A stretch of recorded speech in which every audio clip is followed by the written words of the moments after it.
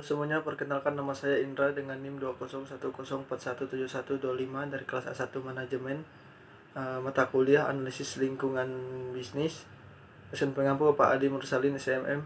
Kali ini saya akan membacakan ringkasan saya mengenai bab 2 dan bab 3. Langsung saja ke materi. Bab 2, lingkungan pasar dan bukan pasar. Lingkungan bisnis. Lingkungan bisnis terdiri dari komponen pasar dan bukan pasar. Lingkungan pasar mencakup interaksi antara perusahaan, pemasok, dan pelanggan yang diatur oleh pasar dan kontrak. Lingkungan bukan pasar mencakup interaksi antara perusahaan dan individu, kelompok, kepentingan, etnis, pemerintah, dan publik yang ditengahi bukan oleh pasar tetapi oleh lembaga publik dan swasta. Peran manajemen di lingkungan bukan pasar terhadap peluang dan kinerja pasar. Manajemen dengan bertanggung jawab untuk merumuskan dan menerapkan strategi pasar dan bukan pasar. Dalam merumuskan strategi bukan pasar, manajer dapat memanfaatkan keahlian pengacara, spesialis komunikasi, spesialis hubungan masyarakat. Lingkungan pasar dan lingkungan bukan pasar. Lingkungan bisnis dan pasar non-pasar saling terkait. Lingkungan pasar dan lingkungan non-pasar dari suatu bisnis adalah bersifat bersaing dalam lingkungan pasar. Perusahaan bersaing melalui pasar atau strategi bersaing mereka. Dalam lingkungan bukan pasar, undang-undang, peraturan, keputusan administratif, dan tekanan publik adalah hasil dari kompetisi yang melibatkan individu, aktivis, kelompok, kepentingan, dan perusahaan. Dalam lingkungan pasar, strategi ditengahi oleh pasar, sedangkan di lingkungan bukan pasar, strategi ditengahi oleh lembaga publik dan swasta, termasuk legislatif, pengadilan, badan pengatur, dan sentimen publik. Robert Galvin 1992 yang memimpin Motorola selama lebih dari 3 dekade mengembangkan pendekatan perusahaan terhadap lingkungan, bukan pasarnya, seperti membuat aturan main. Maksud Galvin adalah bahwa aturan permainan tersebut dibuat hendaknya sesuai dengan strategi perusahaan yang telah dibuat dan juga harus memerhatikan kepentingan pihak lain dan juga harus memenuhi peraturan yang telah dibuat oleh lembaga pemerintah. Analisis lingkungan pasar.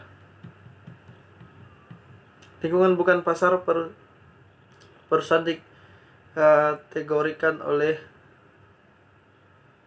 4I, yaitu isu atau persoalan produk, interest, kepentingan, interpretation, institusi, dan informasi. Isu adalah unit dasar, analisis, dan fokus dari tindakan non-pasar. Interest atau kepentingan mencakup individu dan kelompok dengan referensi tentang atau kepentingan masalah.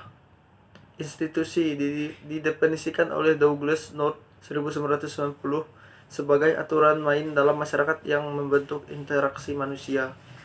Informasi berkaitan dengan risiko yang terkait dengan produk individu dan dengan teknologi itu sendiri. Tugas manajemen adalah merumuskan dan menerapkan strategi yang secara efektif agar dapat mengatasi masalah bukan pasar dan mengakui bahwa kepentingan lain juga memilih dan menerapkan strategi yang mereka buat. Perubahan dalam lingkungan bukan pasar. Lingkungan non-pasar berubah ketika masalah diselesaikan. Masalah saat ini berkembang dari masalah baru muncul. Bagian ini berfokus pada asal mula masalah dan kekuatan yang memunculkannya. Masalah bukan pasar memiliki 5 sumber dasar, yaitu 1. Penemuan ilmiah dan kemajuan teknologi, 2. Pemahaman baru, 3. Perubahan kelembagaan, 4. Aktivitas kelompok kepentingan, 5. Masalah moral. Mengantisipasi perubahan dalam lingkungan bukan pasar. Efektivitas perusahaan dan manajernya dalam menangani masalah bukan pasar berpegang pada pendekatan yang mereka gunakan terhadap lingkungan bukan pasar. Salah satu pendekatannya adalah menanggapi masalah bukan pasar hanya jika masalah tersebut cukup kuat untuk memaksa perusahaan tersebut bertindak. Pendekatan kedua menekankan pada pembatasan tingkat kerusakan setelah perusahaan datang oleh suatu masalah. Pendekatan ketiga adalah antisipasi dan dimaksudkan untuk mempersiapkan perusahaan untuk memanfaatkan peluang yang muncul dan mengatasi masalah sebelum menjadi masalah. Pendekatan keempat adalah proaktif dengan perusahaan dan manajernya.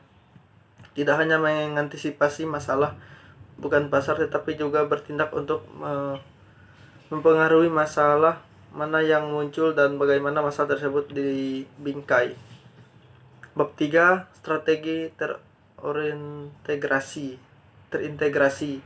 Strategi dalam lingkungan bukan pasar. Pentingnya strategi bukan pasar.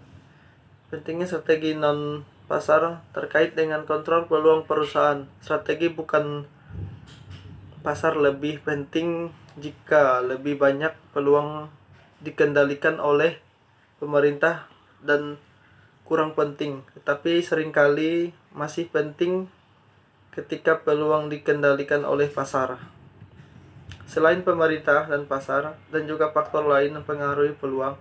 Pertama, peluang dapat dikontrol oleh politik privat yang meliputi tindakan seperti protes, boikot, dan kritik publik oleh aktivitas advokasi dan kelompok kepentingan serta sentimen publik yang terkait bisnis, lingkungan pasar dan bukan pasar.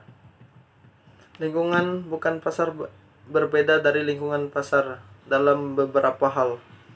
Pasar adalah sebuah instansi di mana pertukaran ekonomi diatur dalam sistem hak milik yang diatur oleh aturan suara bulat. Lingkungan non-pasar termasuk lembaga publik yang dicirikan oleh aturan mayoritas, proses hukum, pemberian hak yang luas, tindakan kolektif, dan publisitas, yaitu tindakan biasanya dilihat oleh publik. Strategi terintegrasi. Strategi pasar melayani tujuan kinerja unggul dengan mengembangkan dan mempertahankan kegunaan kompetitif yang diperlukan untuk memanfaatkan peluang pasar. Strategi bukan pasar melayani tujuan kinerja yang unggul dengan berpartisipasi secara efektif dan bertanggung jawab dalam proses publik yang mempengaruhi kendali peluang. Dari pendekatan ini dapat disimpulkan bahwa institusi tempat kebijakan pengaturan dibuat sangat berbeda dari pasar, sehingga sifat analisisnya berbeda. Sebagian besar perusahaan berfokus pada masalah non-pasar dan dampak yang berpotensi signifikan terhadap kinerja. Mengatasi masalah non-pasar secara efektif dibantu oleh kerangka kerja yang mengatur analisis, penalaran, dan perumusan strategi. Kerangka yang diilustrasikan pada gambar 2-5 terdiri dari 3 tahap penyaringan, analisis, dan pilihan. Tahap penyaringan mengesampingkan alternatif-alternatif yang bertentangan dengan hukum, kebijakan perusahaan, atau konsensus estetis. Terhadap analisis berfokus pada prediksi tindakan non-pasar dan kemungkinan konsekuensinya terhadap pilihan, melibatkan evaluasi konsekuensi tersebut dan klaim etika apapun dan membuat pilihan berdasarkan evaluasi tersebut. Hasil dari tahap pilihan adalah strategi untuk menangani masalah dan kebijakan yang tepat digunakan untuk memandu manajer dalam tahap penyaringan untuk masalah di masa mendatang. Sekian penjelasan dari ringkasan materi saya ucapkan terima kasih.